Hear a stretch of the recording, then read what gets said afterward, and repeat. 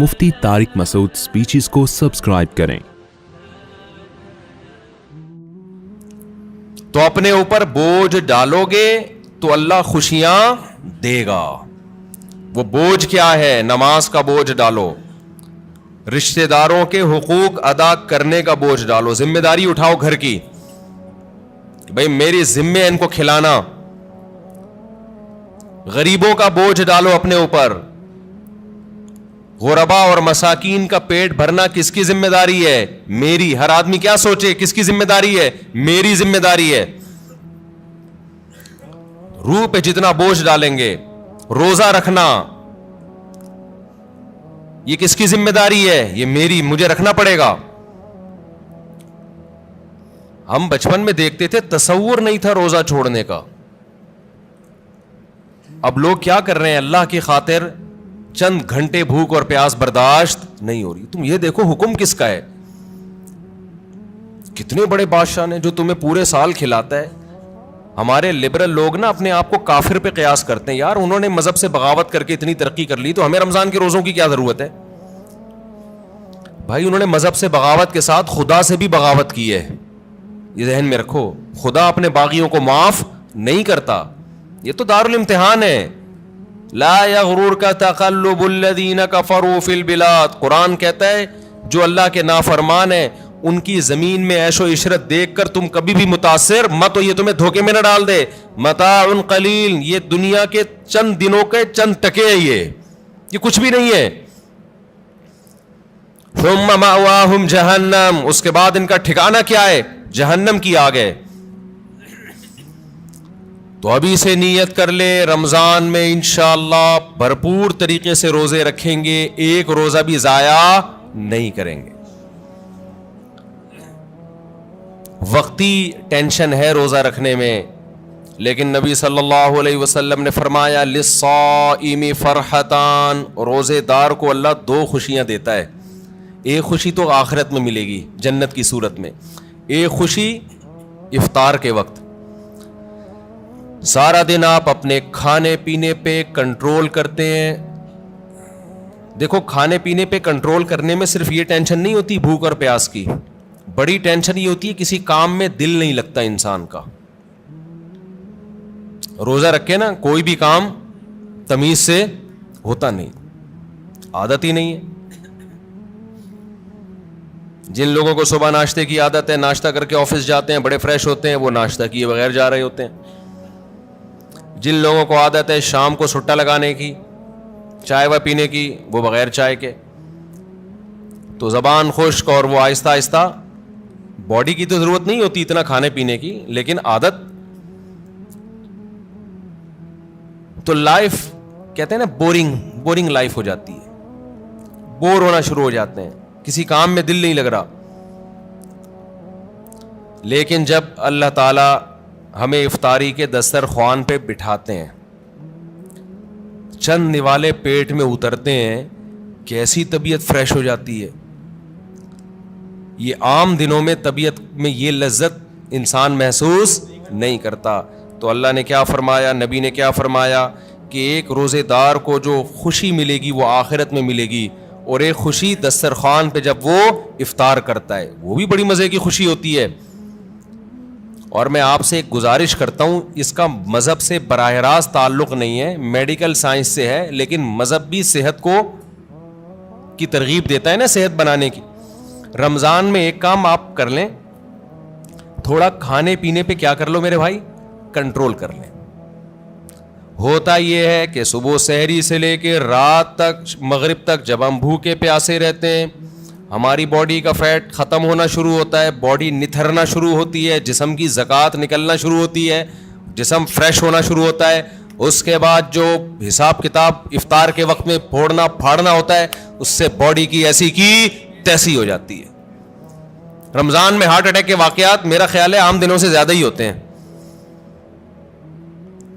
भाई अल्लाह मियाँ ने खाने की छुट्टी दी है, फोड़ने की छुट्टी? खाने और फोड़ने में क्या है? बोलो, फर्क है। नबी सल्लल्लाहु अलैहि वसल्लम ने फरमाया बदतरीन बर्तन جس کو بھرا جائے نا وہ انسان کا پیٹ ہے. کوئی برتن فل بھرا ہوا اللہ کو اتنا برا نہیں لگتا جتنا انسان کا پیٹ برا لگتا ہے اللہ کو. میں نہیں کہہ رہا کہ حرام ہے زیادہ کھا لیں آپ, حلال حرام کی بات نہیں ہے, ناپسندیدہ شریعت کی نظر میں بہرحال ہے,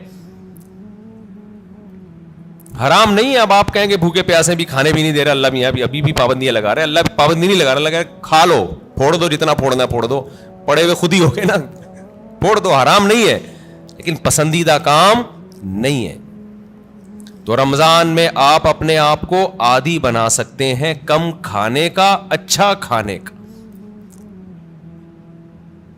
میں بھی سموسے پھوڑتا ہوں, پکوڑے پھوڑتا ہوں, لہذا میں آپ کو یہ کہوں کہ سموسے نہ کھائیں, پکوڑے نہ کھائیں, یہ غلط ہو جائے گا. جب میں کھانے لگوں گا میرے گھر والے میرا ہی بیان چلا دیں گے کہ آپ خود لوگوں کو بول رہے ہو کہ سموسے مت کھاؤ اور خود کیا کر رہے ہو, کھا رہے ہو. لہذا میں ایسی بات کیوں کروں جو میں خود نہیں کر رہا. لیکن ہم سب مل کے عزم کر لیتے ہیں آپس میں کہ تھوڑا کیا کریں گے, کنٹرول. میں بھی کوشش کروں گا. اب گھر والے کہیں گے بیان دیکھو, میں کہا میں نے کوشش کا وعدہ کیا تھا, تو کوشش ہی تو ہو رہی ہے کہ میرا ہی بیان مجھے ہی سنایا جا رہا ہے. کوشش کی جا سکتی. سموسے بھی کھا لیں اعتدال سے. میں نے بہت دیکھا ہے لوگوں کو افطاری میں بہت زیادہ پھوڑتے ہیں, مسائل کھڑے ہو جائیں گے آپ کے لیے. شربت پہ شربت پیے جا رہے ہیں, چینی کے نا پیے جا رہے ہیں, کولڈ ڈرنک پہ کولڈ ڈرنک پیے جا رہے ہیں. اچھا کمال کی بات یہ کہ افطاری میں طبیعت سے پھوڑتے ہیں, پھر نماز کے بعد آ کے کھانا کھاتے ہیں. یہ آج تک کم از کم میری کھوپڑی میں یہ چیز نہیں آئی کہ اب کھانا کیسے کھا رہے ہو یار. یا تو ایک کھجور سے روزہ افطار کیا ہوتا ہے, نماز پڑھ کے آگے کھانا کھاتے ہیں. یہ بہت جگہ ہم نے دیکھا ہے, افطار پارٹیوں میں بھی ہوتا ہے. پہلے افطار پارٹی میں کیک, پیسٹریاں, سموسے, پکوڑے اور چکن اور کیا کچھ ہوگا, وہ کھانے کے بعد چلو جی اب جماعت سے نماز پڑھے, اب کھانا لگا ہوا ہے. اب مجھے کہہ رہے تھے وہ کھانا لگا دیا. کھانا یہ کیا کھایا ہم نے بھائی؟ ایک آدمی نے کم از کم 6 سموسے کھائے ہیں اور اتنے پکوڑے کھائے ہیں, تو اب کھانا کیا؟ تو لوگ کہتے ہیں کھانا روٹی سالن کو کہا جاتا ہے اور چاول کو کہا جاتا ہے. یہ جو ہم نے کھایا ہے کھانے سے پہلے, جو نماز سے پہلے افطاری میں, یہ روٹی سالن نہیں تھا. یہ سموسے, پیسٹریاں, پکوڑے اور پتہ نہیں رول اور کیا کیا چیزیں آ رہی ہیں, یہ تو وہ تھا. پیٹ جو ہے نا, پیٹ, اس کو نہیں پتا کھانے کی ڈیفینیشن ہندوستان اور پاکستان میں کیا چل رہی ہے اس وقت. پیٹ یہ دیکھتا ہے کہ اوپر سے کوئی چیز آ رہی ہے, اس کو ہضم کرنا شروع کر دو. پیٹ اسی کو کھانا کہتا ہے. نہیں آئی بات میرا خیال ہے. ایک دفعہ ہمارا پشاور جانا ہوا تو ہمارے کچھ میزبان تھے, وہ ماشاءاللہ پٹھان لوگ تو ویسے ہی بڑے سخی ہوتے ہیں. انہوں نے کیا کیا, میرے لیے نا دیسی مرغیوں کی وہ لا کے رکھ دی. دیسی مرغیاں نا روسٹ, بڑی زبردست تھی وہ, رانے اس کی بھنی ہوئی. ہم نے پھوڑ دی. وہ ماشاءاللہ بڑے ہیوی کھانا تھا, تو میں نے اچھی طرح طبیعت سے کھا لیا, بڑا مزہ آیا. میں تو کہا ہو گیا کھانا بھائی, اتنی دیر میں اب کھانا آ رہا ہے. اب میں مجھ پہ نا, کیونکہ وہ پھر کھلاتے بھی زبردستی ہیں, مجھ پہ راشا تاری ہو گیا. میں نے کہا اللہ خیر کرے اب کیا ہوگا. انہوں نے کہا وہ سب کھانا. میں نے کہا بھائی ہمارے اندر تو طاقت نہیں ہے. انہوں نے کہا تمہارے باپ کو بھی کھانا پڑے گا. ان کا یہ الفاظ نہیں تھے, لیکن اسٹائل اسی قسم کا تھا. وہاں ایسا نہیں ہو سکتا کہ کھانا آئے اور آپ نہیں کھاؤ. پھر ہم نے کھایا, تھوڑا سا کھایا. تو افطاری میں کیا کر رہے ہوتے ہو بھائی؟ تو آپ بہترین, آپ تجربہ کر کے دیکھ لو میرے مشورے پر. افطاری میں شربت نہ پیو آپ. میں آپ کو بتا رہا ہوں, آپ کا دماغ ایسا فریش ہو جائے گا نا, آپ کہو گے واہ مزہ آ گیا بھائی. اکثر آپ نے دیکھا ہوگا افطاری کرتے ہی لوگ ٹن ہو جاتے ہیں, دیکھا ہوگا نا. مغرب کے بعد گھر جاتے ہیں, بستر سے اٹھا ہی نہیں جاتا. پھر تراویح میں ایسے جھوم رہے ہوتے ہیں جیسے جن پر لگتا ہے کسی نے کوئی قبر سے مردہ اکھاڑ کے لا کے یہاں کھڑا کر دیا ہے. یہ حالت ہوتی ہے. آپ کو جو نیند آتی ہے نا, میٹھا کھانے سے آتی ہے, خوب سمجھ لیں, کارب لینے سے آتی ہے. آپ اپنی خوراک میں کاربوہائیڈریٹ کو کم کر دیں, آپ فریش بھی ہوں گے, نیند بھی نہیں آئے گی, جسم کو طاقت پوری ملے گی. آپ افطاری میں تجربہ کر کے دیکھ لیں, میٹھے میں صرف کھجور کھائیں آپ افطاری میں, اس سے نیند نہیں آئے گی. کھجور میں کوئی الگ ٹائپ کا میٹھا ہوتا ہے. آپ نے افطاری میں شربت نہیں پینا, آپ نے افطاری میں روٹی چاول نہیں کھانے, تھوڑے سے کھا لیں آپ, زیادہ نہیں کھائیں. کھجور کو فوکس کریں آپ, جو چنے کی چاٹ وغیرہ ہے نا اس کو فوکس کریں, وہ کھائیں, پیٹ بھی بھر جائے گا آپ کا. سفید چنا نہیں آتا اور کالا چنا, اس کی کوئی مزے کی چاٹ یا لوبیا کی چاٹ بنا کے وہ پھوڑ دیں آپ, پیٹ بھی بھرے گا آپ کا. لیمن پی لیں, لیمن, لیمو کا تھوڑا سا, بے شک تھوڑی بہت چینی ڈال, وہ بغیر وہ اس کے پیا نہیں جاتا, شہد ڈال دیں اس میں تو زیادہ اچھا ہے, وہ پی لیں آپ اپنے خرچے پہ. یہ سارے کام اپنے خرچے پہ کرنے ہیں, ایسا نہ ہو مجھے فون کر رہے ہو ہم نے آپ اتنا کچھ انتظام کر لیے ہے پیسے بھجوا دیں.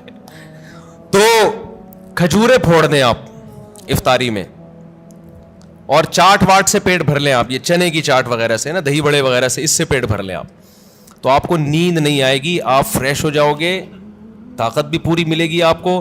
اور یہ جو افطاری کر کے ٹن ٹن سے گھوم رہے ہوتے ہیں نا, اور تراوی میں بھی ادھر ادھر جھوم رہے ہوتے ہیں, یہ کیفیت آپ کی نہیں ہو. تو اس رمضان میں کوشش کر لیں روٹی چاول تھوڑا کم کر دیں, میٹھی چیزیں تھوڑا کم کر دیں. ہاں میٹھے میں کھجور کھا لیں آپ, اس سے انشاءاللہ کچھ نہیں ہوگا بلکہ فائدہ ہی ہوگا. تو یہ تھوڑا سا اس دفعہ ہمارے مشورے پہ آپ کنٹرول کر کے دیکھیں, مزہ نہ آئے پیسے واپس. تو آپ کو لگے گا آپ کی نگاہیں روشن ہو گئی ہیں, دماغ فریش ہو گیا ہے, آپ کا حافظہ اور اچھا ہو گیا. میں نے تجربہ کیا, میں ہوائی باتیں نہیں کر رہا. روزہ رکھو اور روٹی چاول ذرا کم کھاؤ افطاری میں اور سحری میں بھی, آپ ایسا نتھرنا شروع ہو جاؤ گے, ایسی آنکھوں میں بینائی آپ کی تیز ہو جائے گی اور ایسی فریش ہو جاؤ گے کہ ہٹو بچوں ہو جائے گا بس. اور کیا کہوں میں, وہ ایک مولوی صاحب تقریر کر رہے تھے نا, نہیں وہ ان کی تقریر سنا رہا میں آپ, تو وقت بھی پورا ہو گیا ہے.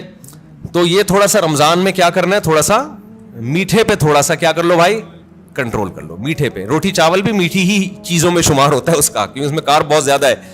تھوڑا سا کنٹرول کر لیں. دیکھو آپ کی صحت, کیونکہ رمضان کا تحفہ اللہ نے غیر مسلم کو نہیں دیا, کس کو دیا ہے, مسلمان کو. تو مسلمان اس کو صحت بنانے میں بہترین استعمال کر سکتا ہے, تو روحانی فائدے بھی ہوں گے اور جسمانی بھی. لیکن مسلمان صبح سے لے کے شام تک روزہ رکھ کے افطاری میں طبیعت سے پھوڑ پھاڑ کے جسمانی قوت کا بجائے اس کو بنانے کے اس کا بیڑا غرق کر دیتا ہے, اور بیڑا ہی غرق ہو جاتا ہے.